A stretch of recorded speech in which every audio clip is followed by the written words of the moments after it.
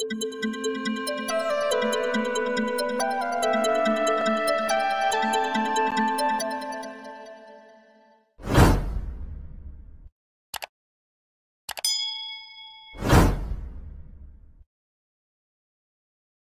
teman-teman, kita akan melanjutkan perkuliahan kita pada pagi ini. Kita masih akan melihat bagian-bagian dari kitab Kidung Agung, ya. Kitab yang agung itu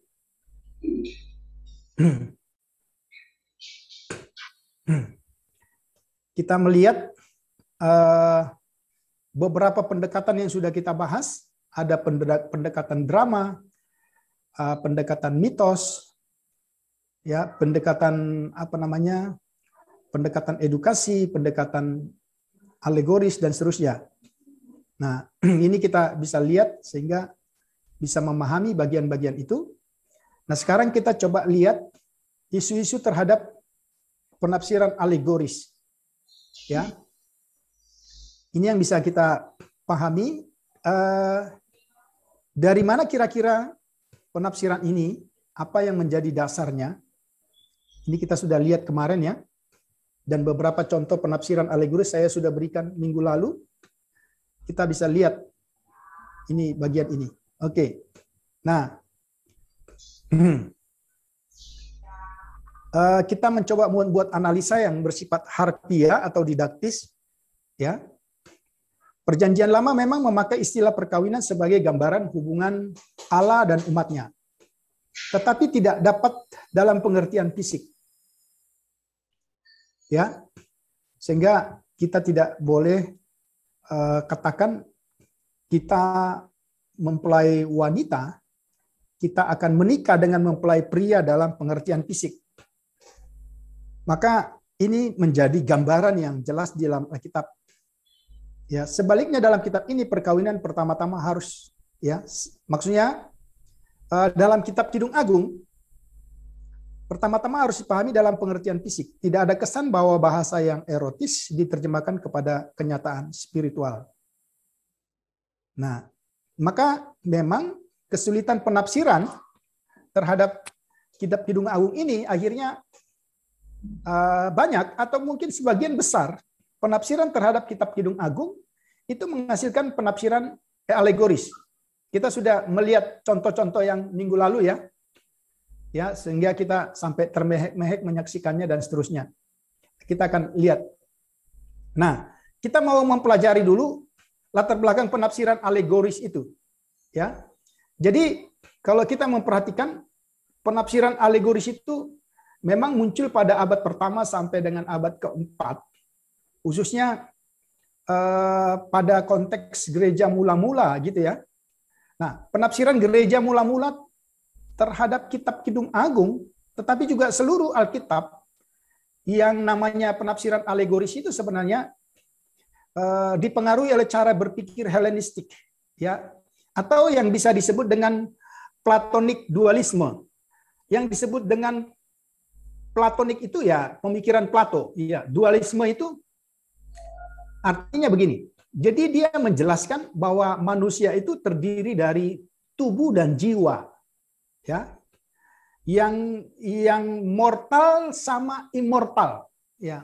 Artinya yang dapat dilihat secara kasat mata, tetapi juga yang ada di dalam di dalam batin manusia. Nah, tetapi persoalannya pada pemikiran dari Plato itu terjadi yang disebut dengan dualisme. Jadi dualisme itu terjadi pemisahan antara tubuh dan jiwa. Ya. Nanti saudara bisa perhatikan antara tubuh dan jiwa. Dan ada tingkatan kualitas antara tubuh dan jiwa. Jadi tubuh itulah sebenarnya yang berdosa. Ya, jadi saudara perhatikan, tubuh yang dimaksudkan itu fisik kita. Ya, yang kelihatan ini. Itu adalah bagian yang, kalau boleh saya katakan, itu adalah bagian dari manusia yang berdosa, yang jelek. Ya. Maka untuk apa? Untuk menguduskannya dalam tanda kutip, untuk apa? Menjinakkan tubuh itu, maka tubuh itu yang harus mendapat pelajaran. Ya. Nah, salah satu contoh misalnya, kalau kita kaitkan dengan kekristenan atau agama-agama lain, itulah sebabnya orang melakukan puasa kalau dalam konsep Plato. Tapi tentu bukan itu dasar kita melakukan puasa. Ya. Tubuh itu harus dikekang. Ya, tubuh itu harus dibuat sedemikian rupa supaya tubuh itu akhirnya tidak berdosa dan dia dapat dikontrol. Ya. Nah, saudara perhatikan di sini. Maka ini yang menjadi pengaruh dari penafsiran alegoris. Apakah memang Alkitab berkata bahwa tubuh ini terdiri dari tubuh dan jiwa dan mereka terpisah-pisah? Ya, maka saudara perhatikan dalam sejarah penafsiran manusia seringkali dikategorikan pada dua istilah.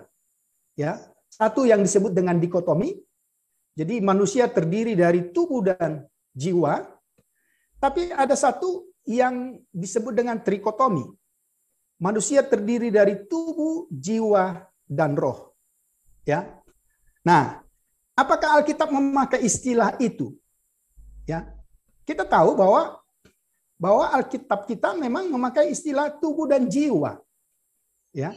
Atau juga misalnya dalam doa Paulus, ya, dalam 1 Tesalonika pasal 5 dan seterusnya itu dikatakan tubuh, jiwa, dan roh. Ya.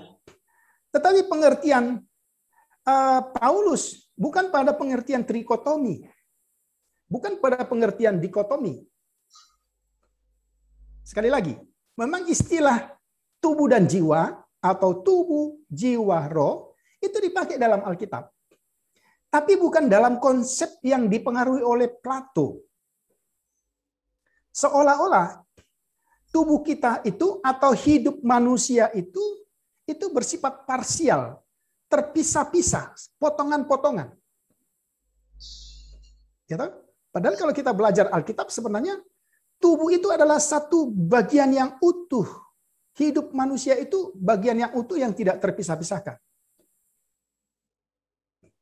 Bahkan sebenarnya kalau saudara perhatikan, ini tidak bisa dikatakan tubuhnya yang berdosa, terus jiwanya tidak. Nah, gitu kan? Saudara bisa memahami itu. Alkitab tidak pernah memisah-misahkan tubuh, jiwa, dan roh itu tidak pernah dipisah-pisah. Itu hanya, misalnya contoh. Coba misalnya, coba buka Roma pasal 12, ayat 1. Coba salah seorang membaca.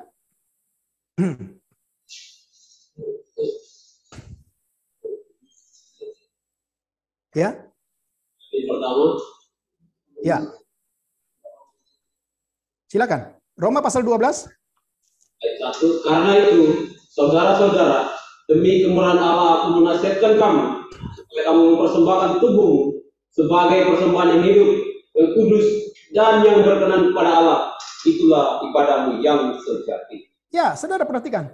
Apakah tubuh di sini ya berarti ini? Bukan. Tapi tubuh yang dimaksud adalah seluruh totalitas hidup kita. Jadi saudara perhatikan, Alkitab bisa memakai satu istilah untuk mewakili semua. Tapi bisa memakai semua untuk mewakili satu. Apa istilahnya itu? Ya. Jadi tidak seperti interpretasi Plato, ya. Tubuh memiliki kualitas yang lebih rendah, ya. Sehingga tubuh itu harus dipenjarakan. Perhatikan, kita sedang mempelajari apa yang disebut dengan penafsiran alegoris yang dipengaruhi oleh Helenistik budaya Yunani, yang di dalamnya seorang interpreter yang bernama Plato mempengaruhi banyak penafsiran. Kita bisa lihat di situ, ya, seorang filsuf sebenarnya dia lebih tepat, ya. Jadi kita lihat. Nah, kalau Alkitab tidak pernah berkata kita terpisah-pisah, ya dipakai istilah tubuh. Memang kebetulan dalam Dalam bahasa Ibrani tidak ada kata tubuh, ya. Yang ada adalah kata daging. Jadi tidak ada kata tubuh. Jadi ada dua hal yang tidak ada dalam bahasa Ibrani yang saya paling tidak tahu. Yang pertama itu tidak ada kata brain atau otak. Ya. Itu yang satu. Yang kedua, tidak ada kata tubuh. Tapi yang ada adalah kata basar, daging. Ya. Tapi kalau saudara perhatikan, daging manusia, ya, itu juga bisa mewakili keseluruhan. Nah, yang kita tidak bisa terima adalah ada pemisahan-pemisahan, ya, sehingga seolah-olah, ya, kalau saya mengambil seperti ini seolah-olah pekerjaan yang terpisah dari bagian dalam. Ya. Misalnya, apa namanya, kata Ibrani untuk lab, hati, gitu ya. Jadi ini sangat jelas. Kita tidak bisa menerima pandangan itu. Oke, nanti ketika kita belajar manusia, kita akan belajar teologi Perjanjian Lama, kita akan belajar tentang manusia itu. Kita bisa. Saya hanya mengulas singkat saja tentang latar belakangnya. Ya. Nah, pantangan seksualitas, perhatikan. Apa hubungannya dengan alegoris tadi? Karena tubuh itu jahat, termasuk perbuatan-perbuatan penyimpangan seksualitas itu dilakukan oleh tubuh, ya, seolah-olah dia terpisah, ya, ya toh? Maka dikatakan pantangan seksualitas dianggap sebagai kebajikan. Cara pandang ini mencapai puncaknya pada monistic movement, ya. Nah, itu kita lihat. Nah, ini berdasarkan latar belakang pemahaman tersebut, maka kitab atau isi kitab Kidung Agung yang penuh dengan puisi erotis adalah sesuatu yang memalukan, tanda kutip, dan menjijikkan. Jika kitab ini dipandang secara harfiah, maka hal itu hanyalah merupakan pemuasan dari keinginan hawa nafsu yang jahat. Nah, jadi yang dimaksudkan, kita harus menafsirkannya alegoris. Karena kalau kita menafsirkannya secara harfiah, maka kita sedang memberikan kepuasan kepada tubuh, kalau ini penafsiran yang dipengaruhi tadi oleh Plato tadi. Apakah seperti itu? Ya, kita lihat ya. Jadi kita bisa memberikan argumentasi. Nah, kalau kita melihat pada kehidupan kita hari ini, ada ekstrim terhadap apa yang disebut dengan seksualitas. Ya, seksualitas ini bisa dalam pengertian. Ini bukan hanya pengertian, jadi seksualitas itu bukan hanya pengertian jenis kelamin, tapi ini tindakan-tindakan seksual, gitu ya. Ya. Yang pertama, seksualitas itu sebagai idol. Kamu mengerti sebagai, kalau disebut dengan idol, itu berarti ya idola. Idola itu berasal dari kata idol. Jadi kita kagum, kita jadikan dia idola. Kita jadikan dia sebagai Tuhan kita, gitu ya, idol, ya, atau menjadikan dia berhala, gitu kira-kira ya. Maka dari sini nanti idolatry itu dikembangkan. Nah, apa yang dimaksudkan? Ekstrim yang pertama ini, seks menjadi satu obsesi yang terutama dalam kehidupan manusia.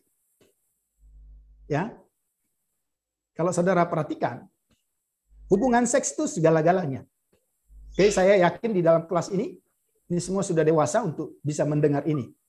Oke. Nah, bahkan dikatakan itulah yang menjadi cita-cita. Ya. Tuhan sudah menciptakan itu dan kita harus menikmati kapan saja, di mana saja, dengan siapa saja. Ya, pakai prinsip Coca-Cola ya. Sorry, saya sebut merek, tapi bukan Coca-Colanya, tapi prinsipnya. Ya, di mana saja, kapan saja, oleh siapa saja, ini harus dinikmati. Jadi manusia terobsesi dengan seksualitas. Oke. Maka kalau saudara perhatikan, ya, manusia tidak mempersoalkan hubungan seks. Apakah itu heteroseks, homoseks, biseks, perzinahan, dan incest, atau apa lagi?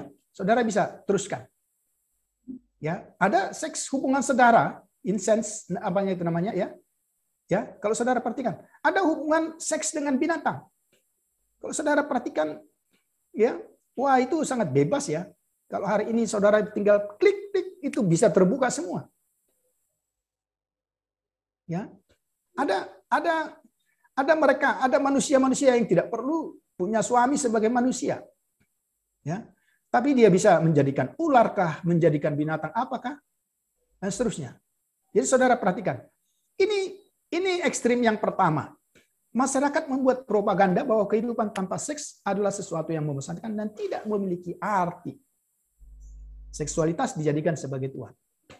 Jadi saudara, kalau melihat bagian-bagian ini, maka kita mengerti, ya, mengapa mengapa LGBT itu begitu berkembang, ya toh? Menurut penelitian yang terakhir sekali diungkapkan dalam satu seminar, sebenarnya jumlah LGBT itu tidak lebih dari 4-5%. Tapi pengaruh mereka, ya, kalau kita lihat berita terakhir ya, maka salah satu sepak terjang LGBT hari ini di negara tertentu, identitas paspor, ya, identitas dalam paspor itu tidak lagi hanya memiliki 2 jenis kelamin, female or male, no, tapi ada jenis ketiga, bukan female, bukan juga male. Saudara bisa bayangkan, jadi ada jenis kelamin yang ketiga, ya, itu berita-berita yang terakhir yang kita lihat. Nah, dari mana itu? Lah iya, enggak, ini saya enggak, ini ada beritanya. Ya, dan itu di WhatsApp grup itu sangat jelas sekali. Jadi paspor-paspor di negara tertentu, ya kita katakan aja misalnya seperti di Amerika sudah sah bahwa jenis kelamin saudara, oke, oh, female, oke, sure, welcome to Amerika gitu ya. Tapi juga kalau bukan female atau apalah namanya tuh, atau abstain atau apalah kira-kira ya. Nah, jadi mereka bisa mengumpamakan kalau seperti sekarang ini, ya. Hidup tanpa seks itu seperti makan sayur tanpa garam. Bukan karena saudara darah tinggi loh ya. Tanpa garam kan biasanya kan orang darah tinggi kan? Bukan. Tapi apa rasanya makanan tanpa garam? Ayo. Hambar. Jadi hidup tanpa seksualitas itu hambar. Saudara perhatikan. Maka dunia ini mempropagandakan bagaimana supaya semua manusia terjerat dengan, ya, hubungan seksual. Ya, kalau saudara melihat, saya ada tulisan itu, ya, kira-kira ada begitu banyak alasan mengapa seks sebelum nikah itu sebenarnya sesuatu yang sah. Maka saya sebenarnya berharap kelas ini menjadi apa ya? Menjadi panitia. Gimana kalau kita bikin satu webinar gitu ya? Seks menurut Alkitab gitu. Kita buat. Iya, maksudnya apakah itu nanti waktu saudara PPL gitu ya? Ya, kita buat misalnya seks dalam Alkitab atau apa judul yang lebih tren atau mungkin tanda kutip hidup tanpa hubungan seks itu hidup seperti makan sayur tanpa garam. Webinar kan bikin kejutan toh, ya toh? Itu saya selalu menganjurkan sesuatu tapi mahasiswa kadang-kadang nggak bisa follow up-nya. Ya, tapi sekarang kan bisa, ya. Kita tinggal buka Zoom, mahasiswanya is oke bersedia, sebar undangan ya sudah, kita ngomong dan kita buat bukti-bukti. Ya, ada paling tidak 10 banyak atau 10 mungkin lebih alasan mengapa perbuatan seks sebelum menikah itu sesuatu yang sah. Padahal apa yang Alkitab katakan, sebenarnya Alkitab ajarkan. Gitu ya. Jadi itu ekstrim yang pertama. Ya. Kalau kita lihat semua dunia teknologi, ya sekarang sosial media dan sebagainya. Coba, apa sih hubungan mobil dengan wanita? Saudara lihat iklan mobil nggak? mobil yang canggih-canggih, menarik nggak mobilnya? Nggak menarik. Tapi ketika di situ ada wanita hampir setengah telanjang, baru menarik mobilnya. Betul kan? Ya kan? Coba, apa hubungan tinju dengan wanita? Yang bertinju laki-laki kok. Ya. Rondewan. Gitu kan? Saudara lihat? Nah, coba saudara perhatikan. Semua iklan yang laku, saudara catat ya baik-baik. Semua iklan yang laku di dunia ini, ketika di dalam iklan itu ada wanita cantik yang diperagakan. Silakan ya cek ya. Saya betul mau katakan bahwa ekstrim ini terjadi. Semua iklan yang memiliki brand yang luar biasa itu bukan karena produk itu, tapi promosi di balik itu. Gitu? Mobil Jaguar, Porsche, mobil apa lagi? Mobil-mobil. Oh ya, udah biasa di jalan juga saya suka lihat kok, tapi nggak menarik. Ya, tapi begitu ada yang berdiri, baru mata orang tertarik. Berapa sih harganya? Yang ditanya sebenarnya harganya siapa? Harganya mobil, harganya.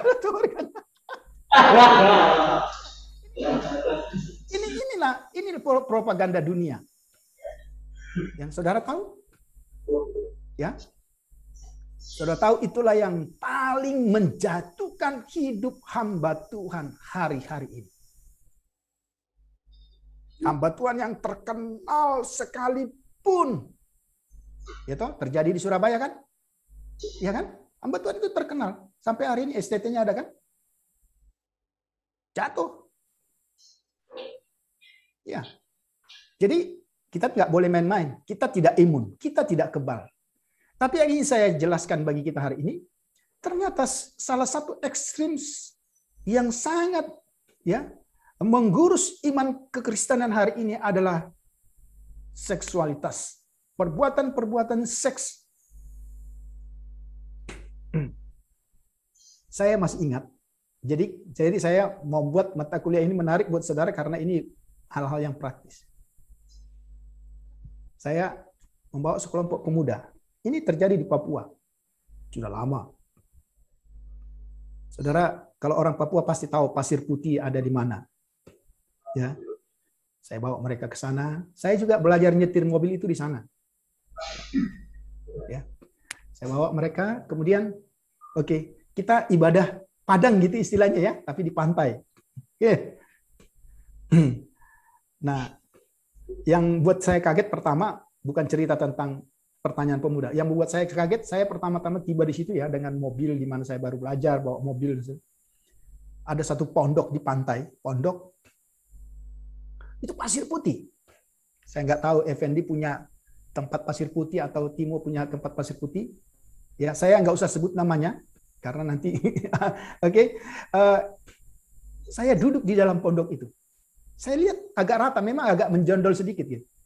Tiba-tiba saudara, dari dalam pasir itu, mungkin karena dia dengar suara saya duduk rak gitu, muncul. Itu bapak tua tiba-tiba muncul dari dalam pasir itu.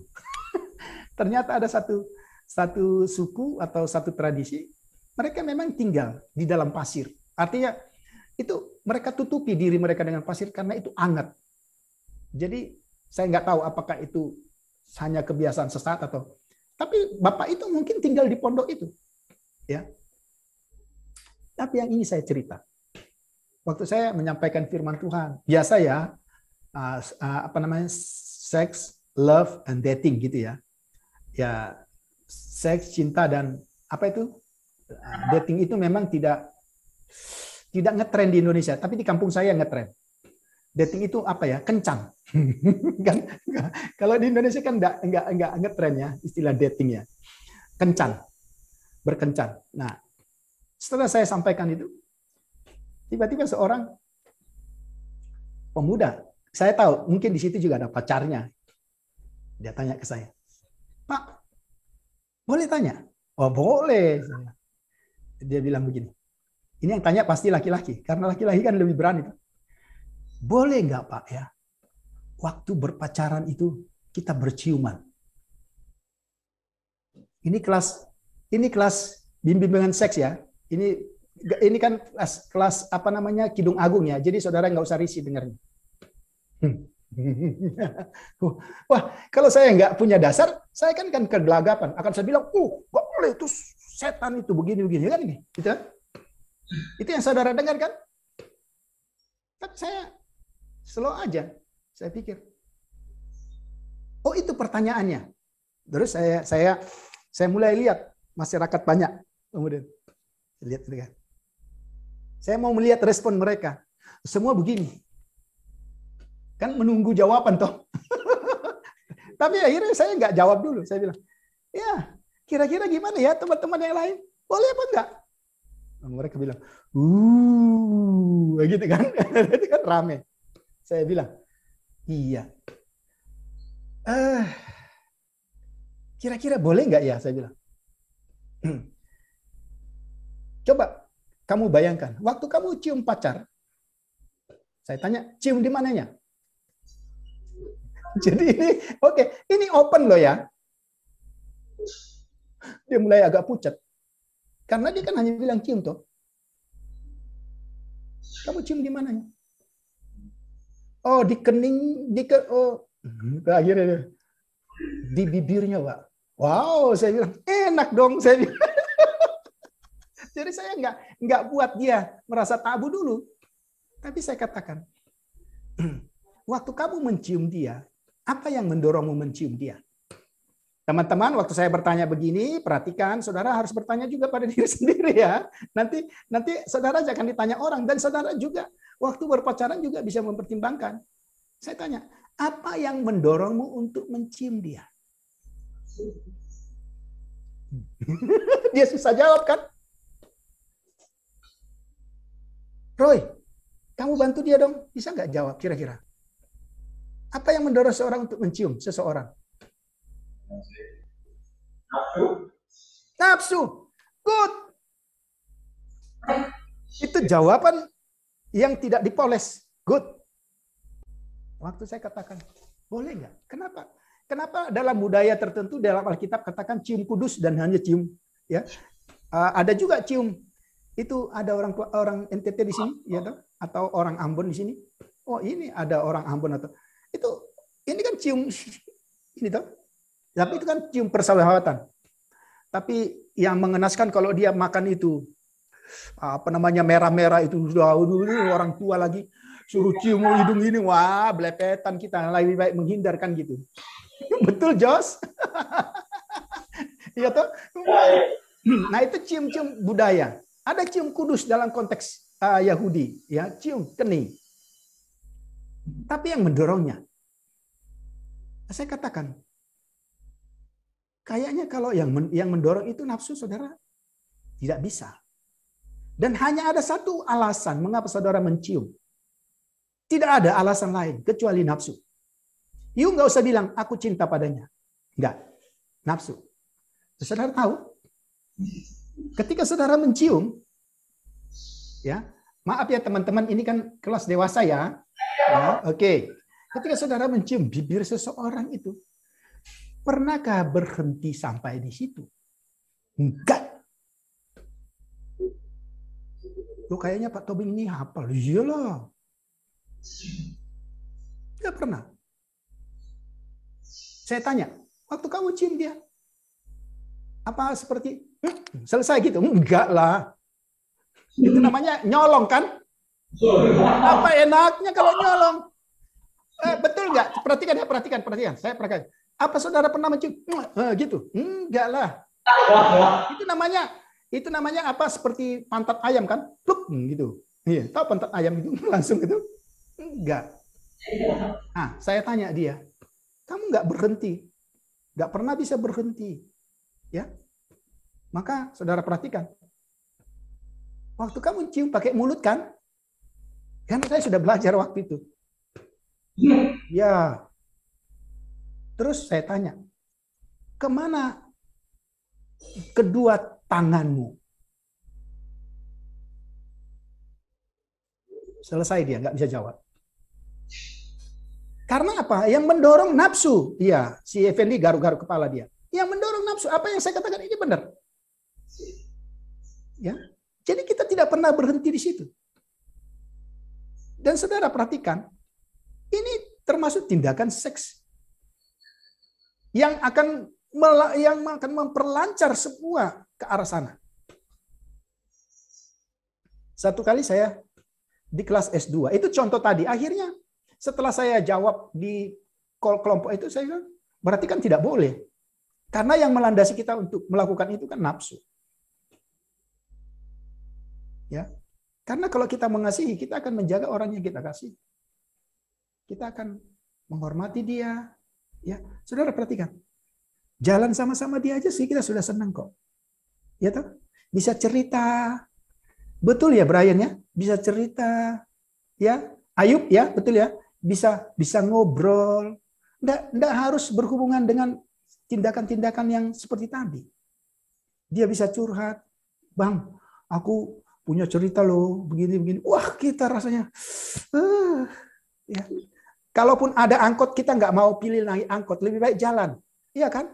Jalannya kok kayaknya dari sini ke Lomaputro, dari Setia ke Lomaputro itu kok dekat banget ya. Iya kan? Terlalu dekat kan? Tapi kalau sendiri ya terlalu jauh naik taksi. Tapi kalau berdua dengan dia terlalu dekat. Karena apa? Itu kebersamaan itu sebenarnya. Perhatikan. Jadi cinta itu bukan sesuatu yang harus dibuat di situ dalam tindakan-tindakan seperti tadi. Maka dia akhirnya katakan, oh kalau begitu nggak bisa ya Om ya. Iya. Kalau yang saya tahu ya tidak bisa. Ya, ya saudara nanti. Nah, ada juga orang yang bilang, jadi saya mau kasih contoh-contoh ya. Ada juga orang yang bilang, onani dan masturbasi itu juga sebenarnya sah-sah saja. Kebetulan saya ngajar teologi pastoral. Salah satu psikologi sekuler itu dedengkotnya namanya Sigmund Freud. Menurut Sigmund Freud itu tidak salah. Karena itu adalah pelampiasan untuk membuat kita sehat. Bahasanya. Jadi kalau saudara nggak melakukan itu, saudara nggak sehat. Ya. Karena ada antara it dan super ego ya, saudara bisa belajar itu nanti ya. Jadi itu selalu. Jadi nggak boleh dikekang nafsu ya. Perhatikan, ini Sigmund Freud kata, nafsu seks atau libido itu nggak boleh dikekang. Itu harus disalurkan. Dan salah satu yang dia katakan sah-sah saja. Bahkan orang yang, maaf ya, orang yang berzina pun menurut dia nggak ada masalah. Jadi kalau kita simpulkan, orang yang paling jahat, kalau kita simpulkan ya, itulah orang yang paling sehat. Wow. Ya saya banyak baca bukunya karena waktu saya mengajar konseling dan sebagainya. Nah, saudara perhatikan, ya. Satu kali ini kan di kelas S2 ya, jadi saya duduk di situ ikut jadi. Nah, waktu saya masih mau mengambil dulu belum MTH, masih MD. Waktu saya mengambil Master of Divinity, ya, saya duduk di kelas. Ya, ini kan kita semua dosen-dosen yang duduk ini. Tiba-tiba kita belajar apa itu? Seksiologi ya. Seorang teman tanya, Pak, menurut Bapak, masturbasi itu dosa apa bukan? Ini memang dosen ini jago dia. Dia nggak jawab. Terus dia biasanya kan baca koran gitu ya sebelum belajar. Terus dia ambil koran. Saudara tahu apa yang dia buat? Dia ambil koran, dia bilang, Pak, sini Pak. Dia panggil itu mahasiswa. Ini saya kasih koran, kemudian kamu ke kamar mandi, coba kamu onani di sana sambil baca koran. Bisa nggak?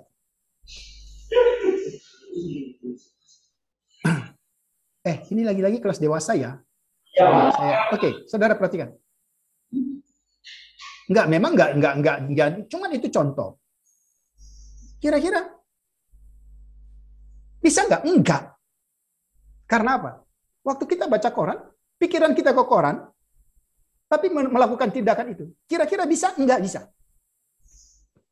Mengapa onani? Mengapa masturbasi itu dosa?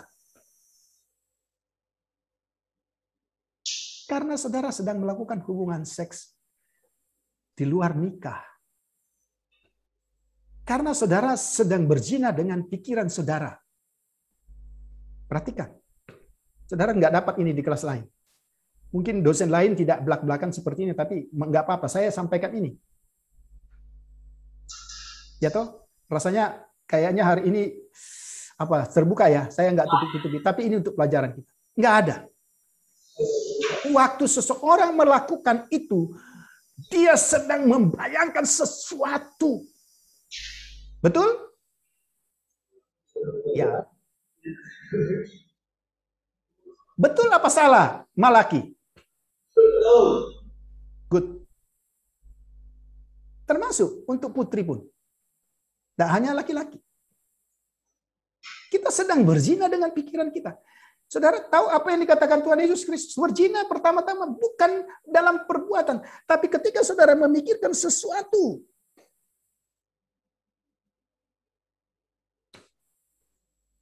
Mengapa itu dosa? Karena saudara melakukan hubungan itu di luar nikah. Wow. Gitu ya. Nah, ini kita sedang membahas, ini ekstrim yang pertama. Ya, ada pertanyaan enggak? Tanya apa, Pak? Ada pertanyaan, Effendi? Silakan. Enggak, Pak. Oh, loh, saudara nggak usah sungkan. Kita ini ngomong sebagai orang dewasa, kita lagi belajar. Gini loh teman-teman, saya juga mau saudara diperlengkapi. Karena gini, pertanyaan seperti ini akan saudara terima nanti. Karena gini ya teman-teman, sekarang semua nilai-nilai itu sangat relatif.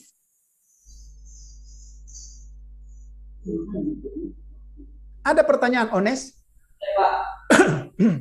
Oke. Silakan.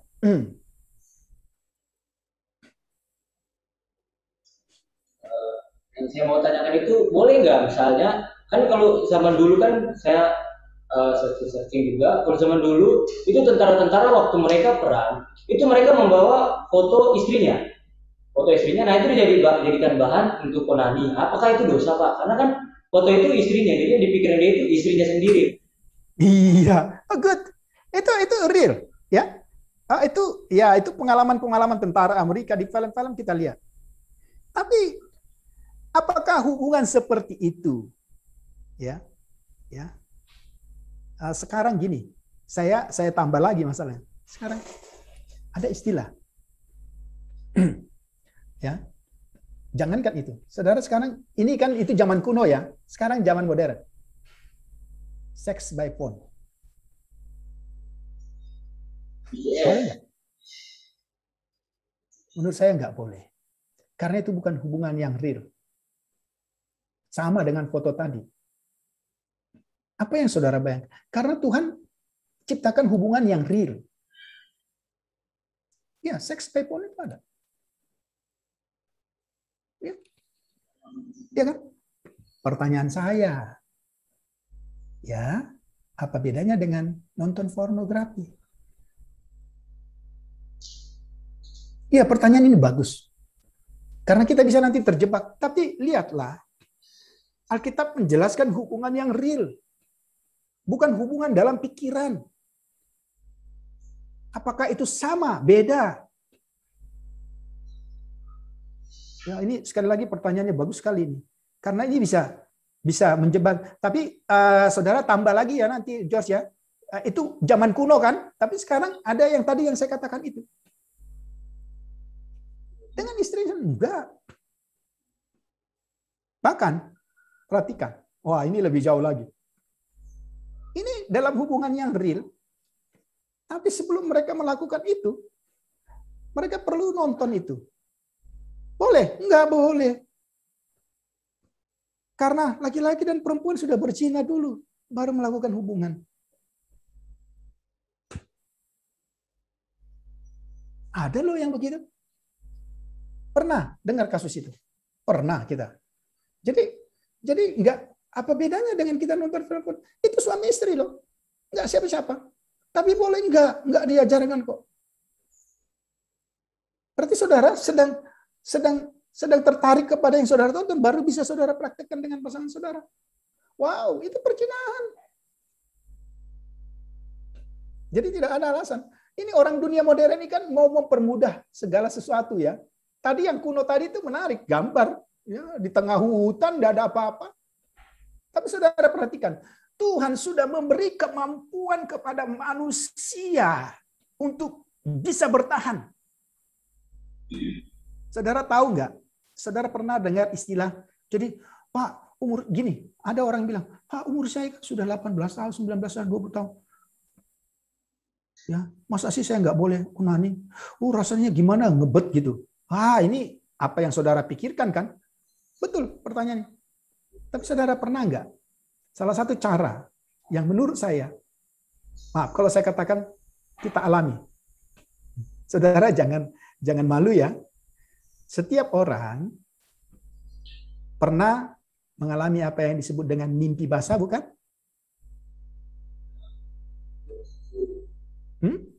Pernah. Ya. Kita nggak tahu alasannya. Ya. Nah, perhatikan loh. Ini Pak Tobing kok vulgar banget sih? Enggak. Saya mau saudara lihat itu fakta itu. Karena saudara nanti akan mengajar orang. Itu salah satu cara di mana itu disalurkan, kita tidak punya alasan. Tapi kalau saudara perhatikan ya, beda ya. Saya tahu di dalam pikirannya sekarang, oh kalau begitu sah dong ya. Tunggu dulu. Apa yang memicu saudara mengalami itu? Kalau yang saya maksudkan itu, kita nggak tahu apa dasarnya. Karena kita tidak mimpi. Tiba-tiba pagi-pagi sudah ada sesuatu. Iya kan? Tapi kalau saudara siangnya nonton sinetron atau film action, ya saya kalau sinetron nggak ada gitu. Tapi kalau saudara nonton film luar negeri, aduh, kok gitu ya? Oke, saudara tahu memori saudara menyimpan, mau tidur, memori itu muncul.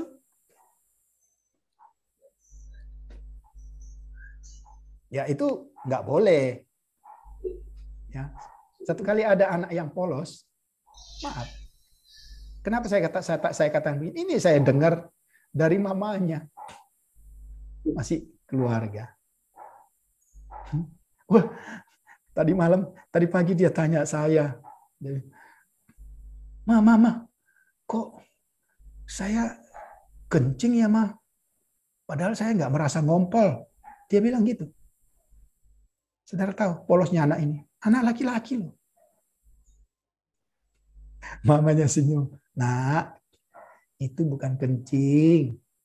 Itu namanya mimpi basah, Nak. Gak apa-apa. Perhatikan ya. Iya toh? Jadi kalau saudara perhatikan itu, kita baru bahas satu poin ya. Ada lagi pertanyaan? Bagus tadi pertanyaan. Karena gini, lihat. Semua coba dilihat dari sisi banyak sudut. Tapi ketika kita punya basic, kita bisa memberi jawaban pamungkas untuk bisa mengantisipasi semua pertanyaan. Yakinlah hari-hari ini ya, nilai-nilai itu dicoba direlatifkan. Jadi banyak alasan-alasan atau faktor-faktor yang coba dibuat untuk memaafkan perbuatan-perbuatan itu. Jadi sekali lagi, onani masturbasi itu dosa. Karena saudara melakukan perzinahan, hubungan seks di luar nikah. Mencium pacarnya waktu berpacaran boleh? Tidak. Sekali lagi, ya makan bakso sama dia itu seneng banget loh. Betul nggak? Betul nggak, Effendi? Makan bakso sama dia itu kalau punya kesempatan, wah. Atau ke toko buku sama-sama, wah seneng banget. Atau sama-sama di perpustakaan, di sana dia jauh, saya di sini, wah seneng banget. Kalau mau dikatakan ini semua ruangan-ruangan jadi saksi ya, gimana ya? Kok adik saya itu lihat. Jadi gini, perhatikan, cinta itu, dengar baik-baik. Cinta itu pemberian Tuhan. Ya, cinta itu pemberian Tuhan.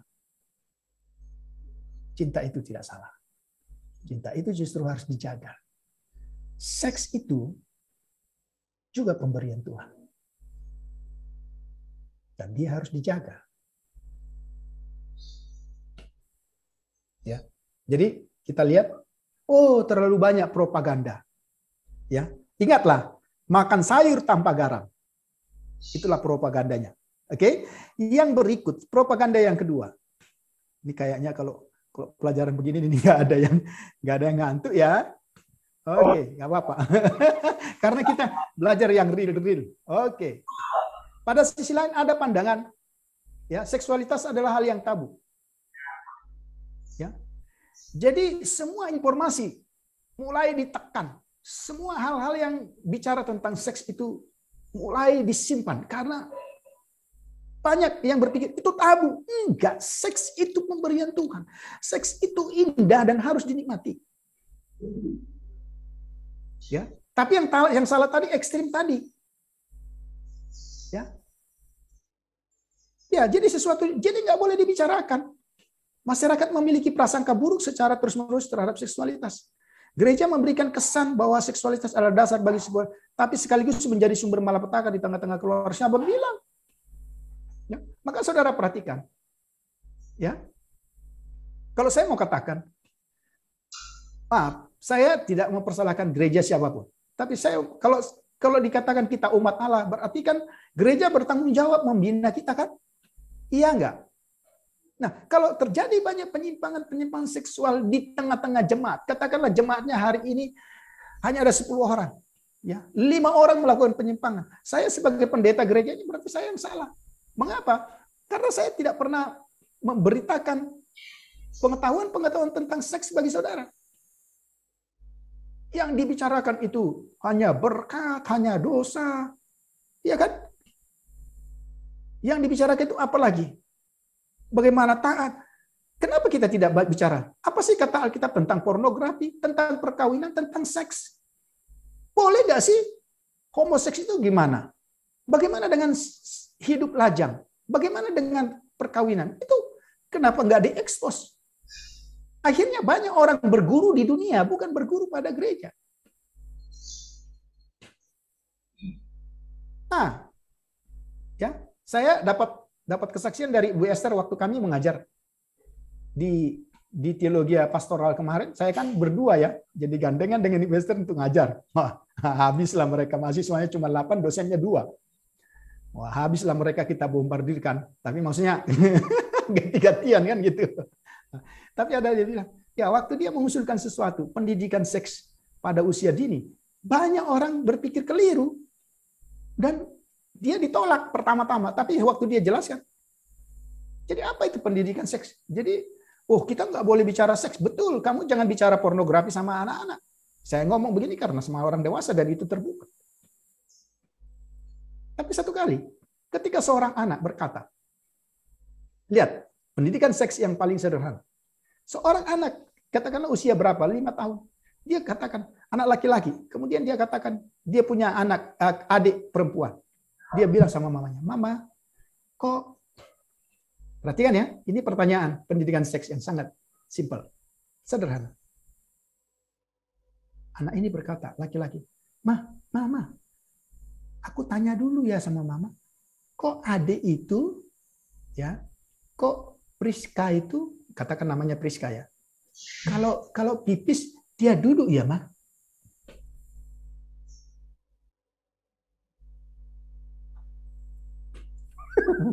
Saudara mau jawab apa? Oh iya. Wah, itu aja. Biar aja gitu. Wow, itu namanya tabu. Jelaskan aja.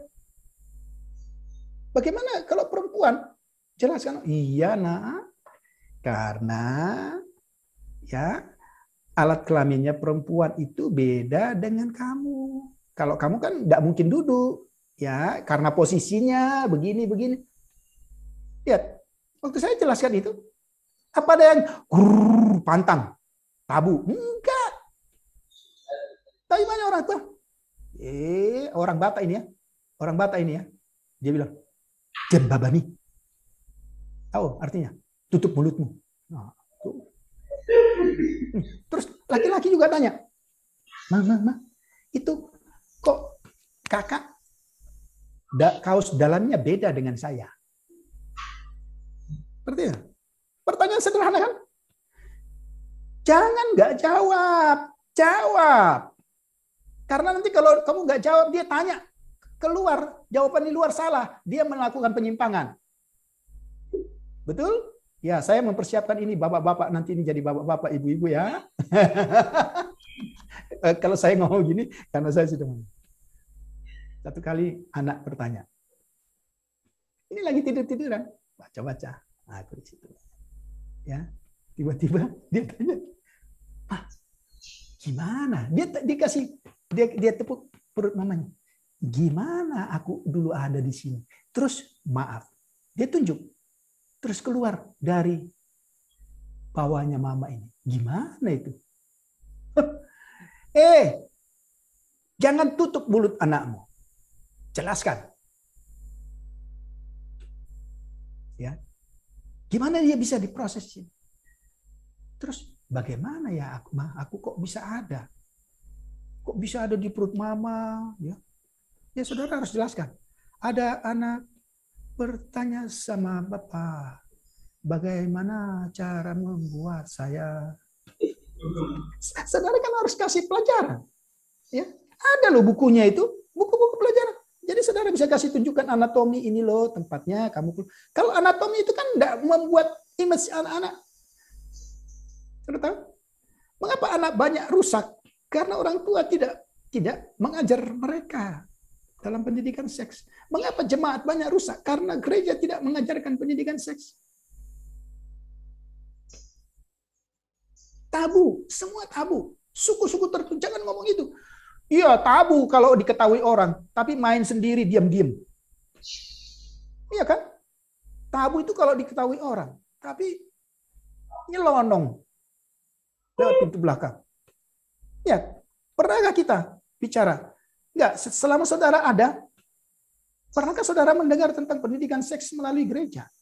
Pernah? Tidak ada. Pernah kita mendengar tentang isu-isu tentang seksualitas? Ya, Dr. Andi selalu usahakan itu, tapi itu kan di luar gereja kita. Dan itu harus bayar, dan saudara nggak punya kesempatan. Tapi gereja kan free. Di mana kita bisa hadir. Ini yang saya maksudkan. Dan ini menantang saudara dan saya. Ya. Dan salah satu isu yang tidak pernah habis kalau kita bicara tentang seks. Kenapa? Karena itu kebutuhan manusia yang hakiki. Kenapa? Karena itu diciptakan Tuhan untuk kita nikmati. Tapi banyak orang tidak menikmatinya. Banyak orang yang akhirnya terjerumus. Dan itu membuat malapetaka. Perhatikan, Tuhan tidak pernah menciptakan itu menjadi malapetaka bagi manusia.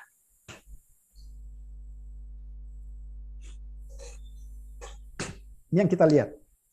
Sehingga kita bisa memperhatikan itu. Itu tabu. Nah, kita kan harus sinkronkan sekarang. Harus sebandingkan. Ya, saudara lihat konteksnya. Ketika saudara bicara tentang seks, lihat konteksnya. Apakah anak-anak, remaja, karena mereka punya kemampuan nalar yang berbeda-beda. Ya, toh? Dan saudara, dalam pengalaman konseling pranikah pun, ya, saya pribadi juga sudah mengalami. Maksud saya sudah menerapkan itu pada waktu saya masih menjadi gembala, saya sudah menerapkan itu. Ya. Dan itu bukan konseling pranikah yang 1, 2, 3 kali. Ya, hitung bulan. Saudara tahu hitung bulan? Paling tidak 3 bulan. Coba minggu atau hari-hari lain. Sampai kepada bagaimana mereka nanti mensikapi maaf. Ya, jika ada masalah-masalah seperti itu. Saudara tahu? Sebenarnya tes-tes seperti itu penting. Karena Alkitab katakan, seorang putri yang menikah, dia harus perawan. Contoh. Itu ada, Alkitab katakan. Jadi waktu kita pranikah, supaya nanti waktu itu terjadi, mereka jangan berantem. Dan kita harus tanya, sorry, kamu sudah pernah melakukan hubungan seks sebelum ini? Bahkan melakukan tes kesehatan. Saudara tahu apa yang saya maksud? Ya, ada apa namanya semacam vaksin itu sampai seperti itu. Dites gennya. Ternyata gini teman-teman. Dan ini sudah terbuktinya. Ada Ya walaupun saudara mencintai seseorang, tapi ada gen yang nggak boleh ketemu. Sudah ada kesaksian. Dan kesaksian itu dari hamba-hamba Tuhan yang sudah ada. Nah, sebenarnya salah satu penyebab terjadi kecacatan, maaf ya, saya katakan begitu, pada keturunan dan sebagainya. Itu karena ada gen yang sebenarnya nggak boleh bertemu. Salah satu. Dan itu sudah ada satu kesaksian. Jadi memang ini ya, jadi cinta itu nggak tabrak tembok. Pokoknya pokoknya iya aja semua. Yang penting selesaikan gitu. Tunggu dulu. Maka konseling pranikah itu dijelaskan semua. Ya. Bagaimana mensikapi? Ya. Seperti yang saya katakan kemarin. Suaminya ulang tahun, mau cium suaminya aja harus dalam nama Yesus. Gitu. Kan nggak berlaku dong lagu Iwan Fals. Kemesraan ini gitu ya. Janganlah cepat berlalu. Kan gitu. Itu lagu itu enak loh. Siapa yang salah, apa yang salah kalau nyanyikan? Nggak ada masalah tuh. Gitu. Kalau saudara perhatikan, iya, mau cium suaminya aja kayak tengking setan dulu. Dalam nama Tuhan Yesus. Nah, itu tabu. Ya ampun, itu suami. Gitu ya. Nah, perhatikan. Jadi contoh-contoh ini menjelaskan kepada kita bagaimana hal-hal itu terjadi. Oke? Kita lihat ya. Nah, ini dia. Jadi pendidikan seks yang pertama itu di tengah-tengah keluarga. Ya. Oh, ada banyak buku-bukunya yang bisa menjelaskan itu. Mulai dari bentuk anatomi manusia, anak-anak kasih tunjuk dan sebagainya. Mereka ngerti. Ya. Supaya apa? Supaya mereka jangan bertanya keluar. Dan celakanya kalau jawaban dari luar salah, maka salahlah langkah mereka. Ya, saudara tahu? Satu metode berpacarannya hamba Tuhan. Ya, jadi waktu saya bapak asrama di satu sekolah, saya tidak usah sebut namanya, saudara pasti tahu. Tapi bukan di Setia pasti. Bukan di Setia. Saya itu bapak asrama. Asrama putri dulu baru putra kemudian. Jadi di sekolah kami itu ada istilah kalau sudah semester 7, semester 5 boleh lapor. Jadi tiap mahasiswa itu punya bapak. Perhatikan ya, punya bapak. Ya, jadi misalnya 3 kamar, bapaknya 1, 3 kamar berikut. Ini kan puluhan kamar ini kan. Jadi ya bayangkan bukan mahasiswa setia yang hanya berapa puluh. Kalau di sana kan ratusan. Ya. Jadi mereka itu lapor. Ya. Bapak unitnya sana lain, bapaknya putra lain, putri lain. Mereka tulis supaya saudara nanti pengalamannya. Saya mau cerita. Mereka tulis, saya punya, ya tulis surat cinta. Tapi itu nggak boleh langsung dikasih ke putri. Dikasih ke bapaknya. Nanti bapaknya panggil putrinya. Sini nak, inilah ada surat untuk kamu. Bagus ya. Ini kayaknya versi Siti Nurbaya, tapi menurut saya di zaman yang caruk maruk ini nggak ada masalah dengan itu. Sudah dibaca. Kamu setuju? Setuju. Tulis surat lagi, kasih. Udah mereka akhirnya saudara diumumkan. Diumumkan di mana? Sesudah kebaktian pagi, semua staf mahasiswa hadir.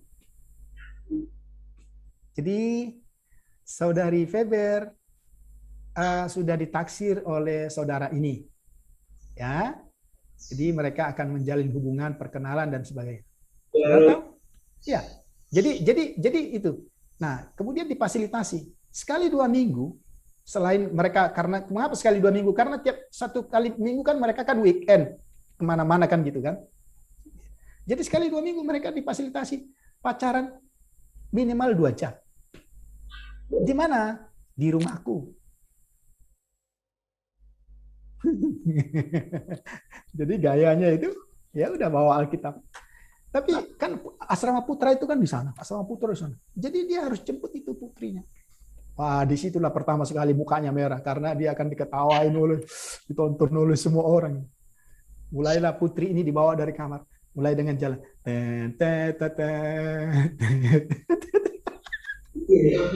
Iya namanya mahasiswa kan bercanda. Udah dibawa ke rumah. Udah. Ya saya sambut mereka. Saya siapkan minum, saya kasih makan ringan gitu ya. Saya ngobrol 10 menit. 10 menit introduksi gitu ya. Nah, sesudah itu saya tinggal. Oke, silahkan bicara. Ya udah mereka mungkin renungan dulu kah. Sayang waktu itu nggak ada kantong persembahan sih. Kalau ada saya kasih kantong. Tapi enggak. Yang saya maksud mereka transparan. Jadi mereka bicara seterusnya. Wah, itu senang banget. 2 jam. Satu kali anak unit saya. Ini malam minggu hari Sabtu ini. Sore masih ya. Malam dia akan ketemu. Saya dengan ibu itu lagi di pasar. Lagi di mall. Tiba-tiba anak unit itu muncul di mall juga. Sudah tahu. Tiba-tiba saya bilang sama istri saya. Sorry. Ini. Tiba-tiba saya bilang sama istri saya. Sembunyi Mas, sembunyi. Kenapa itu loh? Ada anak unit kita. Saudara tahu. Dugaan saya betul. Kemana dia pergi? Ke etalase. Etalase mana? Yang di situ ada banyak Silver Queen. Coklat. Saudara tahu kenapa? Karena nanti malam dia akan kasih coklat itu ke pacarnya.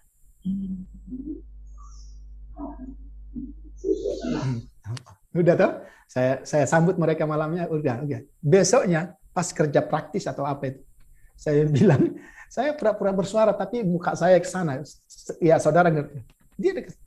Waduh, cobalah ya saya dikasih coklatnya. Cobalah Silver Queen-nya juga dibagi. Dia, Papa, apa Pak?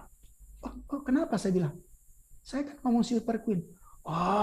Bapak nyindir saya ya? Enggak, nyindir kamu. Yang ingin saya katakan teman-teman, saudara perhatikan ya.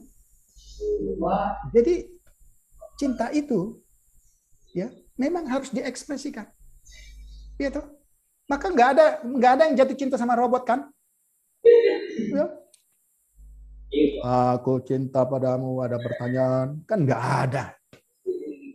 Iya toh? Tapi diekspresikan.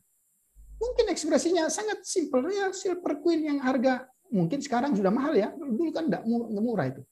Mungkin dulu 2.500 kah atau 5.000. Tapi Silver Queen itu mungkin akan disimpan selama 1 minggu, selama-lamanya. Karena sedikit-sedikit, wah ini dari pacarku, dia makan pelan-pelan. Saya yakin itu. Atau dia mau pamer, ayo kakak, adik-adik kamar, ayo. Kita mengucap syukur, ada berkat lo ini dari pacarku. Coba tanya, itu lihat Weber dia mulai tertunduk, Sheila mulai tertunduk. Karena memang itu fakta. Ya. Loh, Effendi kok yang malu? Ya, saudara perhatikan.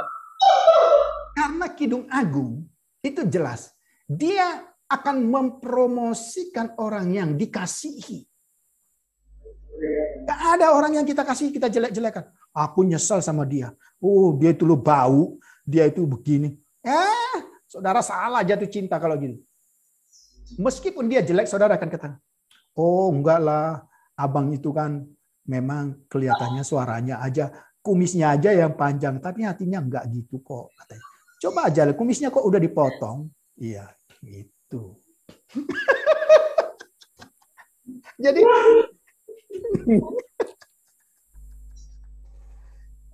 oke. Jadi hari ini ya itu pelajaran. Jadi kita lihat ya, ada 2 ekstrim. Kenapa Brian tidak usah pakai jari-jari? Ya, jari-jari ke kiri kanan ya.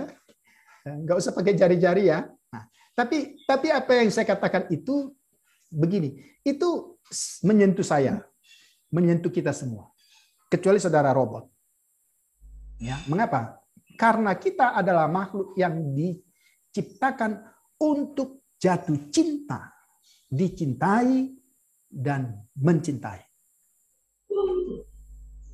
Apakah lajang seperti itu? Iya. Meskipun ada hal-hal tertentu yang memutuskan dia untuk tidak menikah. Ya toh? Kalau saudara lihat kan di bawah itu kan banyak. Ya toh? Di kompleks kita itu banyak kan yang akhirnya memutuskan diri untuk tidak menikah, ya nggak apa-apa. Tapi saya mau katakan, Tuhan tidak salah. Tuhan menciptakan kita serupa, segambar dengan Dia adalah makhluk untuk dicintai dan mencintai. Itu jelas. Jadi kita bisa perhatikan bagian-bagian itu. Oke, dari situ kita bisa melihat, maka kita harus bisa melihat, ya, Kidung Agung itu sebenarnya sebagai apa? Sebagai koreksi, sebagai antisipasi kepada kedua ekstrim. Maka para berpendapat bahwa kitab Kidung Agung yang ditulis dalam bahasa erotis haruslah dipahami secara alegoris. Benarkah demikian? Tidak. Ya. Jadi nggak harus dipahami. Kita harus katakan semua dengan penjelasan saya ini kali yang kedua, maka jelas, ya, kalau Kidung Agung ini adalah puisi cinta, kisah cinta yang sesungguhnya yang pernah terjadi di atas bumi ini, maka jangan dialegoriskan. Ya. Kidung Agung mengingatkan kita bahwa seks adalah baik. Seks tidak jahat atau salah ketika dinikmati dalam konteks pernikahan, perkawinan. Hanya itu tempatnya. Ya. Seorang yang melakukan itu, ya, di luar itu, pada mulanya dia menikmati, tapi kemudian ada rasa takut, depresi, dan bisa hancur. Oke, perhatikan ya. Kidung Agung memang merupakan pedoman bagi masalah seksualitas konteks, tetapi kitab ini juga memberikan kontribusi teologis tentang seks. Nah, banyak sekali pelajaran-pelajaran dari situ. Ya, maka ketika saudara membaca kitab Kidung Agung mulai dari pasal pertama dan seterusnya, bagaimana menafsirkannya? Ini koridornya. Jadi saudara jangan takut. Ya, jangan takut. Oke, kita mendengar penafsiran alegoris terhadap kitab itu enggak apa-apa. Tapi saudara yang sudah belajar, saudara harus mengambil keputusan. Karena dengan demikian saudara akan melihat kekayaan Alkitab yang luar biasa. Ya. Dan kalau saudara juga akhirnya menafsirkannya secara alegoris, maka apa bedanya saudara dengan teman-teman kita di seberang yang katakan bahwa di Alkitab ada buku porno? Apa bedanya? Itu bukan buku porno. Itu adalah cinta. Itu adalah kisah cinta. Dan kita bisa melihat bagian-bagian itu. Gitu? Seperti secara sederhana. Itu kita baru secara sederhana. Waktu kita membahas kitab Kidung Agung pasal yang keberapa kemarin? Pasal 5. Ya. Apakah kita bisa berkata kepada orang yang kita cintai, aku cinta padamu, tapi kita tidak memikirkan orang itu? Nggak bisa. Bohong, saudara. Apakah kita bisa berkata, aku mencintai engkau, tapi kita tidak berdandan untuk orang yang kita kasih? Nggak bisa. Maka lihatlah, salah satu tanda orang yang kasmaran, penampilan mereka akan beda. Akan lebih apik. Akan lebih klinis. Akan lebih harum. Jadi ada teman-teman yang mulai memakai minyak harum. Lihat langkah-langkah kakinya. Kemana dia? Gitu ya. Maka karena saya sudah terlalu hafal. Saya bukan hanya 3 tahun, 4 tahun. Jadi, tapi sudah belasan tahun saya Bapak asrama ya. Kira-kira gitu. Nah itu. Tapi yang ingin saya katakan itu jelas sekali. Apakah ada orang yang mencintai, tapi selalu bilang sama orang itu, goblok kamu, goblok kamu. Enggak. Tapi akan dikatakan, woi, bagus sekali ya. Kamu cantik sekali hari ini. Jangankan, ya. Dan kita harus selalu ngomong gitu. Walaupun dalam arti bukan hubungan pribadi, tapi kalau kita mengasihi teman-teman kita dalam pengertian umum, kita juga harus kata, gitu. Roy itu, wah, orangnya, wah, bagus, gitu ya. Nah, nanti kalau ada koreksi di belakangnya, jangan koreksinya dulu. Roy itu malas, tapi kemudian, tapi sih kamu sih bisa, itu salah itu, ya. Jadi jangan koreksi dulu, angkat dulu dia. Oh, Roy kamu bagus, ya. Kamu sebenarnya punya potensi, wah luar biasa. Ya. Nah, baru kalau mau koreksi. Tapi kamu akan masih lebih bagus lagi kalau misalnya ini itu dia nggak tersinggung kan? Coba lihat. Untuk teman sendiri aja gitu, apalagi itu pacar. Ya, maka saya pikir kalau saudara tidak ada gombal itu bohong. Pacaran tanpa gombal itu apa ya? Saya tanpa barang. Betul, itu dia. Ya jadi saudara perhatikan itu. Maka sebenarnya Kidung Agung ini sebagai koreksi. Ya, kalau saudara perhatikan ya. Nah, oke. Kalau saudara lihat isi kitab yang menjelaskan perkawinan yang terjadi di taman, oke.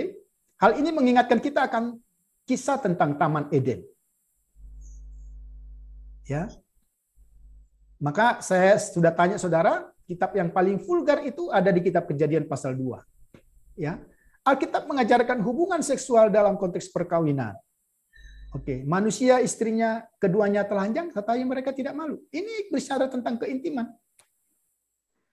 Kalau ada orang pacaran, ya, atau tapi dalam konteks ini tentu dalam konteksnya. Kalau ada orang yang sudah menikah tapi tidak intim, ya. Nah, saudara tahu nggak bagaimana orang-orang tua menunjukkan keintiman? Ya, walaupun saya pribadi berbeda. Ada contoh nggak? Sepasang suami istri untuk menunjukkan mereka di tempat umum bahwa mereka itu mesra, intim ya. Saudara pernah melihat bapak-bapak saudara yang ada di sekitar saudara itu pernah pegang tangan istrinya? Pernah? Tapi jarang ya. Tapi saya selalu pegang tangan istri saya kalau jalan. Dan itu juga ya selain menunjukkan bahwa kita mencintai dia, tapi itu juga trik. Trik apa? Karena misalnya yang satu jalannya cepat, saya jalannya cepat kan, pelan-pelan ngomongnya. Istri saya itu kan jalannya pelan. Jadi kalau saya pegang tangannya, paling tidak memaksa dia sedikit. Saya mengundurkan diri, tapi dia itu. Jadi ada trik. Tapi sekali lagi harus menunjukkan kemesraan. Bukan bohong-bohongan. Saudara tahu apa? Salah satu contoh. Saudara sering kali lihat pasangan suami istri di gereja, pakaiannya seragam. Ya, itu salah satu. Ya. Walaupun ya saya nggak tahu. Saya hampir nggak ada pakaian saya yang seragam. Tapi maksudnya itu salah satu cara. Nggak apa-apa. Ya, menunjukkan bahwa saya ini suami istri mesrasi. It's okay. Ya. Ya, tapi saya pikir ya banyak hal. Itu hanya salah satu yang bisa kita lihat. Yaitu di gereja seperti minggu lalu ya kita lihat pembicaranya seragam dengan istrinya. Oh bagus, itu menarik. Dan biasa-biasa orang-orang di depan itu kita suka lihat. Oh iya seragam. Ya, kita nggak pernah. Saya nggak punya kebiasaan. Tapi itu salah satu contoh. Jadi kita memperhatikan ada banyak cara yang bisa dipakai untuk melihat itu, ya. Ini bicara tentang keintiman, intimasi. Dan api yang menyalakan ya perkawinan itu adalah keintimannya. Oke. Saudara perhatikan.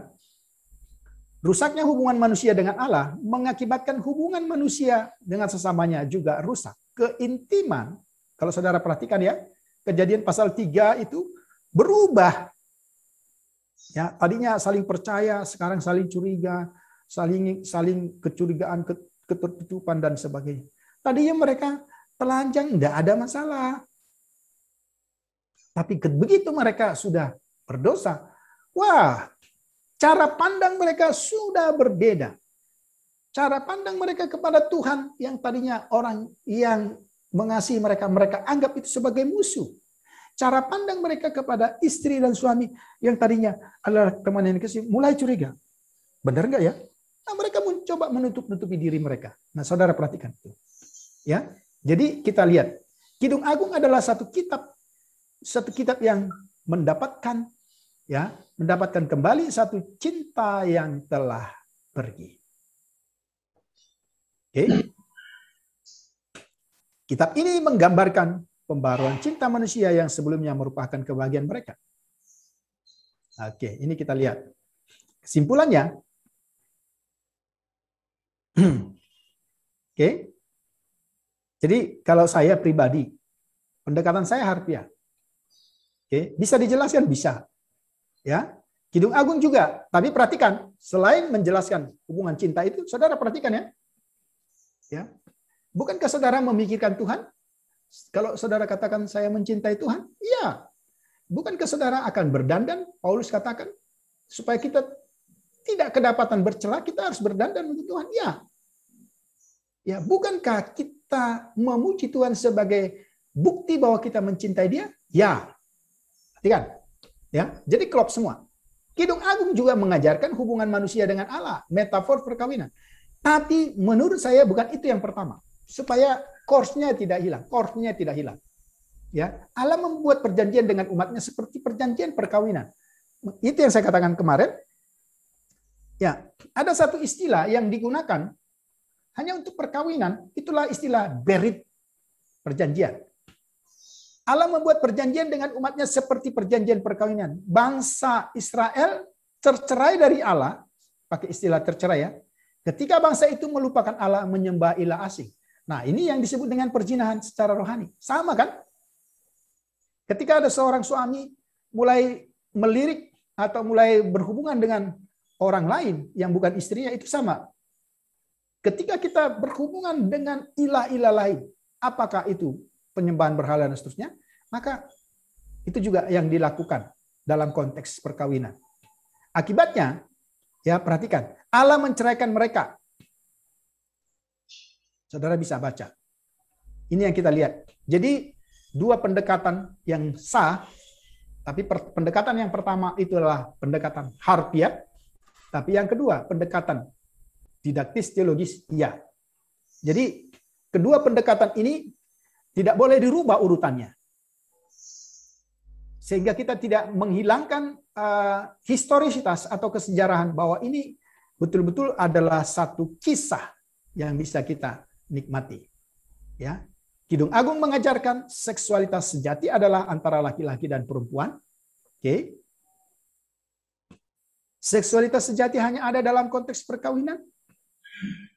Seksualitas sejati bukan hanya aspek biologis, tapi juga ungkapan emosional, kedekatan, kenikmatan, dan cinta.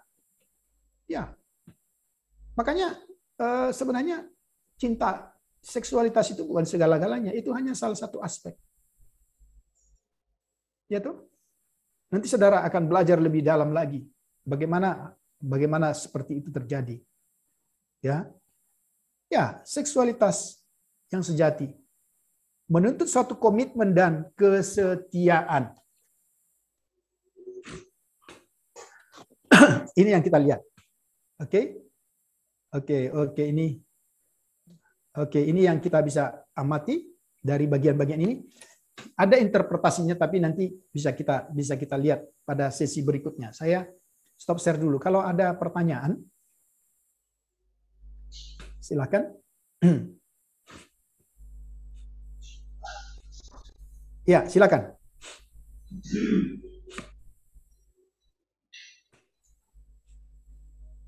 Kitab ini kan ditulis Salomo ya, Salomo.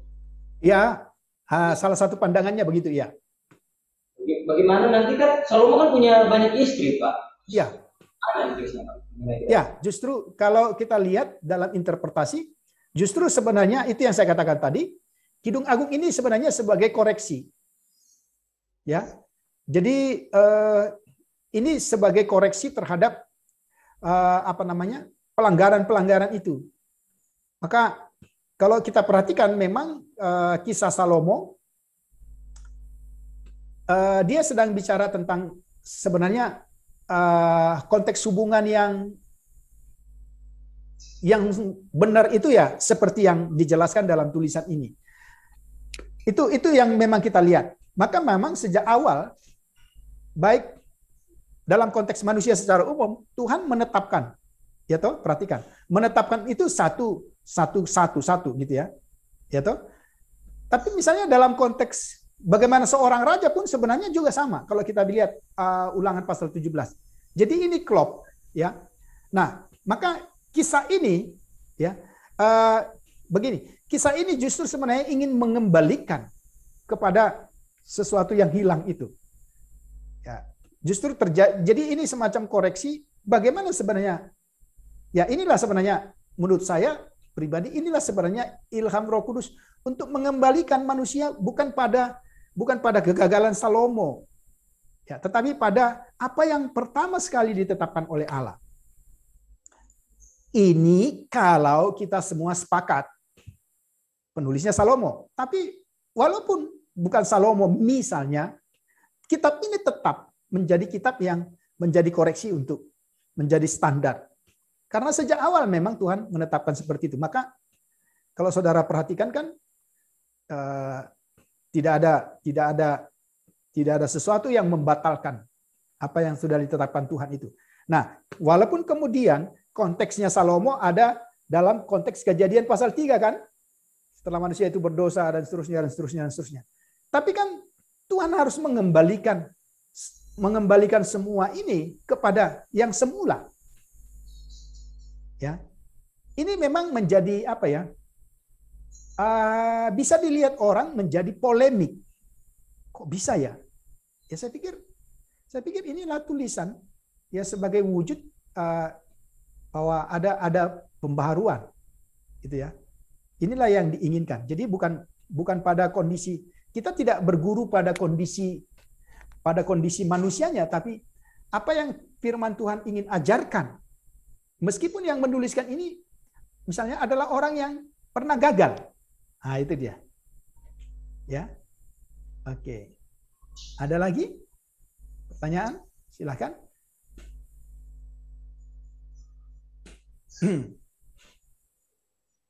Ya. Kalau tidak ada, ya saya pikir kita dapat berakhir di sini. Karena saya nggak mau menambah beban yang lain dulu. Kita selesai sampai di sini dulu. Kalau tidak ada pertanyaan, masih ada kira-kira masih ada 10 menit. Tapi nggak apa-apa. Tapi kalau ada pertanyaan, saudara boleh tanyakan. Ini saya sebenarnya mau Putri juga bertanya gitu loh. Apakah komentar-komentar saya atau uraian-uraian saya tadi bisa diterima atau ada satu hal yang berbeda atau juga mungkin ada contoh-contoh waktu saudara melayani orang, ya silakan.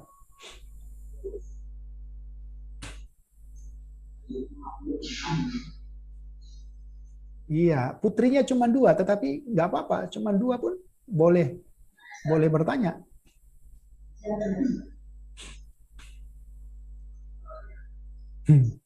Ada Feber?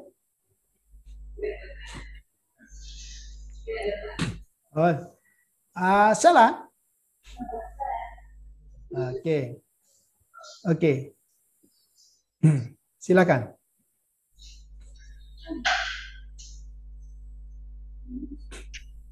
Tadi Bapak kan menjelaskan soal perzinahan dan sebelum melakukan hubungan seks biasanya tadi Bapak bilang ada yang nonton dulu baru lakukan sama pasangannya. Ya. Saya pernah melihat, saya nonton konten artis baru nikah dan situ mereka tanyain sama temannya, terus temannya apa sih namanya beritahu langkah-langkahnya, apakah itu juga salah? Karena kan dia diberitahu dulu baru dia ini sama istri. Itu gimana maksudnya? Saya juga jadi Oh iya. Iya, saya pikir kalau dijelaskan langkah-langkahnya is okay. Tapi itu kan tidak divisualisasikan. Artinya gini, nggak melalui tontonan. Karena gini, yang saya ceritakan tadi saudara tahu nggak? Bukan mereka yang baru. Ya, bukan new. Oke? Ini misalnya contoh ya, konteks malam pertama. Bukan. Yang melakukan ini adalah mereka-mereka yang sudah mau ke sana. Ya. Tapi kalau saudara ditanya, oke, saudara kan gini loh teman-teman, ahli itu namanya kalau disebut seorang ahli, saudara nggak perlu punya pengalaman di situ dulu, nggak harus, ya toh? Apa harus punya pengalaman dulu baru boleh cerita sama orang? Seperti saya memang sudah ada pengalaman di situ, ya oke. Tapi kalau saudara diminta, satu kali di situ tidak ada lagi orang yang bisa diminta untuk menjelaskan. Saudara kan harus bisa menjelaskan. Daripada orang lain yang jelaskan nanti salah. Ya. Jadi apa namanya? Ada semacam panduan. Gimana sih? Ya. Ya, ada artis yang menikah. Wah, ini malam pertama gimana ya? Wow. Ya, memang kita harus punya dasar, artinya punya buku-buku yang memang bisa menjelaskan kepada kita. Iya toh? Iya, karena nggak ada yang bimbing sampai sebulan mereka tidak melakukan hubungan itu karena takut. Saudara bisa bayangkan nggak itu? Ya, saudara harus katakan, saudara adalah orang yang sudah dipersatukan Tuhan dan diberkati Tuhan. Ya, tentu saya nggak bisa menjelaskan. Saya nggak bisa menjelaskan dalam batasan ini, ya, karena saya pikir saya harus buka seminar atau buka gini. Saya rasa untuk sampai ke situ, saya rasa saudara belum tepat untuk mendengarnya, ya.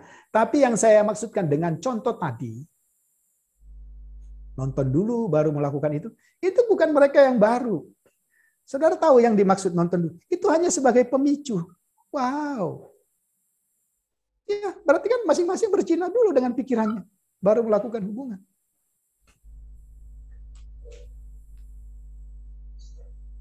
Ya, jadi saudara bisa hanya menjelaskan, ya, bahwa seks itu sesuatu yang harus dinikmati. Ya, bagaimana menikmatinya memang ada panduan-panduan dari banyak pelajaran yang bisa kita pelajari, ya toh. Ada yang disebut dengan ini, ada yang disebut dengan ini dan sebagainya. Tapi saudara lihat, Alkitab memakai prinsipnya.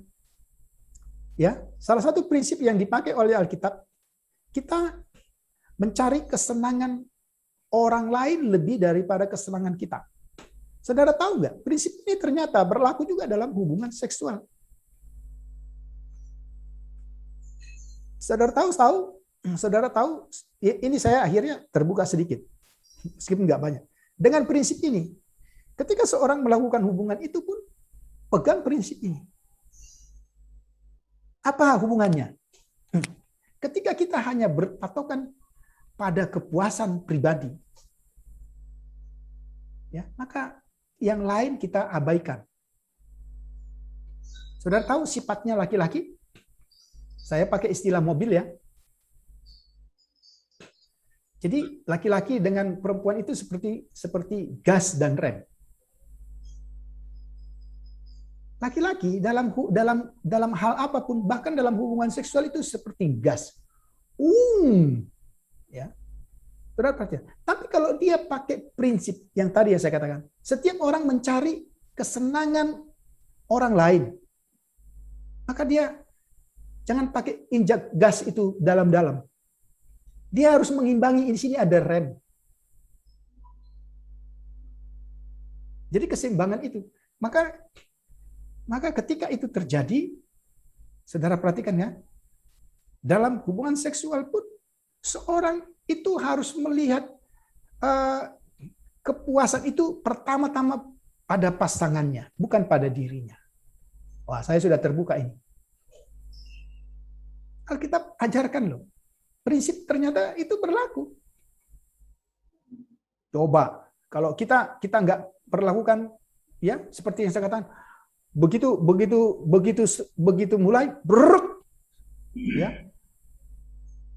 dia tidak memperdulikan apakah istriku ini, ya saya harus bilang istriku karena nggak boleh pacar, ya toh, harus konteks dong. Ya, apakah istriku ini bisa menikmati, apakah istriku ini senang, apakah istriku ini mengalami kepuasan, itu harus jadi pertanyaan.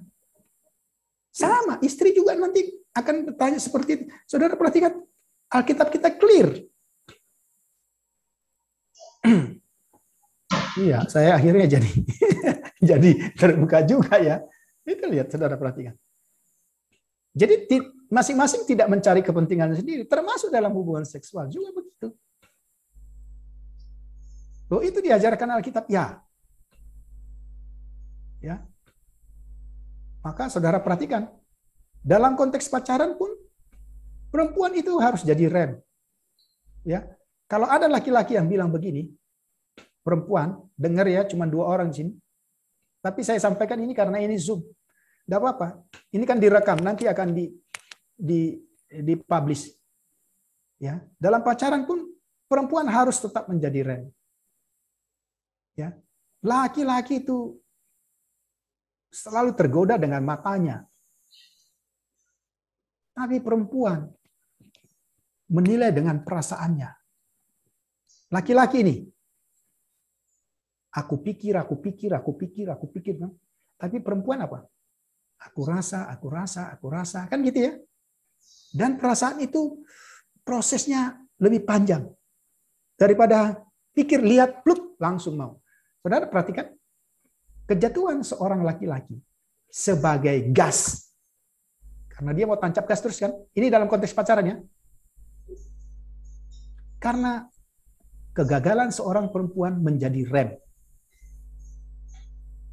Jadi kalau ada laki-laki yang ngomong, ya katanya cinta sama aku, buktikan dong cintamu. Saya mau bilang, putuskan dia sekarang juga. Aku mau minta bukti cintamu dengan hubungan seks. Putuskan dia. Masa sih cuman cium aja, non nggak boleh. Masa sih cuman peluk sedikit aja nggak? Ya, perhatikan ya laki-laki. Karena apa? Laki-laki itu gas. Dia mau guk. Perempuan harus pegang rem. Maka perhatikan, situasi kita pacaran juga mempengaruhi. Ya. Mahasiswa yang saya cerita tadi, mereka pacaran di ruang terbuka, di ruang tamu saya. Itu. Dan mereka, saya tahu, mereka saling menghormati satu dengan yang lain. Jadi perhatikan itu. Ya, kalau ada laki-laki yang ngomong begitu, ini walaupun hanya 2 orang, tapi yang lain dengar. Buktikan dong cintamu kepadaku. Ayo kita lakukan itu, kan toh kita juga nanti kan jadian. Saya mau katakan hari ini juga, engkau tidak usah berdoa. Langsung ambil keputusan, kita putus. Karena dia bukanlah laki-laki yang yang sedang Tuhan siapkan bagimu. Oke? Setuju nggak? Setuju, Pak. Laki-laki yang jawab memang. Ya, kalau perempuan yang jawab, saya agak curiga. Ini laki-laki yang harus jawab, betul. Ya. Jadi mengapa saya katakan iya, itu sudah di mana laki-laki selalu ingin Pak. Ya. Dan saudara jangan pernah menyakiti dalam konteks seperti itu. Yang mengalami akibatnya sakit yang tidak kunjung sembuh. Laki-laki kan cuek gitu ya. Ya sudahlah, sudah terjadi. Tapi yang mengalami akibat dan akan terus mengalami apa yang disebut dengan trauma, itu adalah kaum perempuan. Karena itu saudara tidak bisa melakukan itu. Oke. Ya ternyata waktunya habis ya. Oke, terima kasih untuk ruang konseling. Hari ini kita belajar tentang seksiologi dari Kidung Agung. Saya berharap itu menjadi pelajaran, karena begini, saudara memang akan mengalami, tapi terlebih dari situ, saudara akan mengajarkan banyak hal kepada banyak orang. Banyak orang-orang yang membutuhkan bimbingan. Ya. Oke, kalau sudah selesai, kita berdoa.